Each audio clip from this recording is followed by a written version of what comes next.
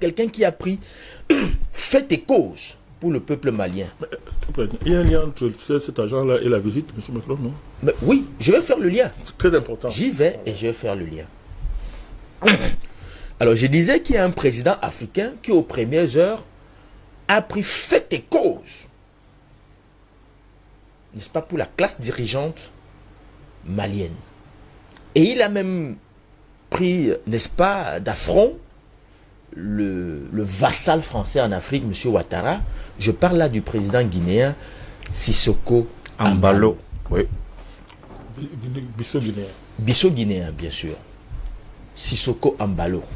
Eh bien, il a toujours apporté son soutien, son appui à Assimi Goïta et à toute la classe dirigeante malienne, jusqu'à ce que l'Élysée l'invite, M. Macron l'invite à l'Élysée.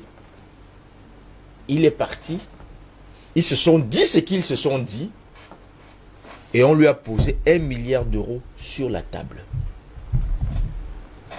1 milliard d'euros sur la table. Et l'homme a promis, justement, de tout faire pour faire tomber Assimi Goïta et son équipe. Mais heureusement, une fois de plus, les Africains veillent. C'est de chez lui, même dans son équipe, que l'information a fuité. Pour dire... Parce que c'est pour dire que il faut savoir que le travail que nous faisons, ce n'est plus tous les Africains qui sont prêts à livrer l'Afrique pour un peu de rhum, un peu de sel, un peu de tabac, et un peu de tabac, un peu de cigare. Ce n'est plus tous les Africains qui sont prêts à ça.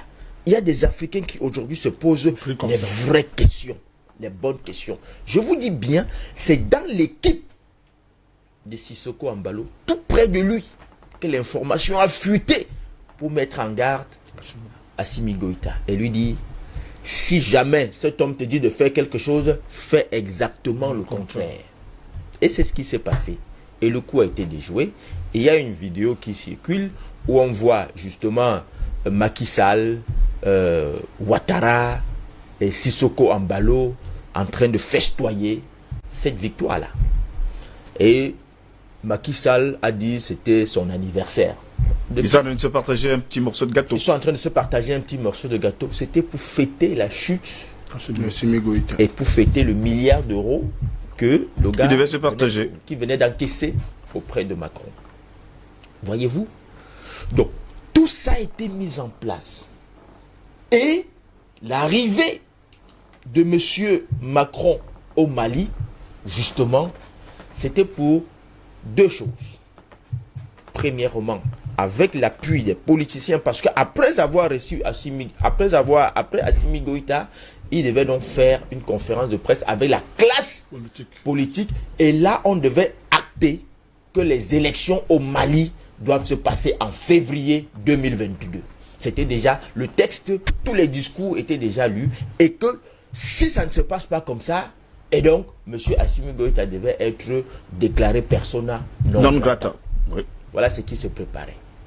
Et le coup a été déjoué. Il faut que les Africains le sachent. Nous suivons la situation au Mali comme l'huile sur le feu.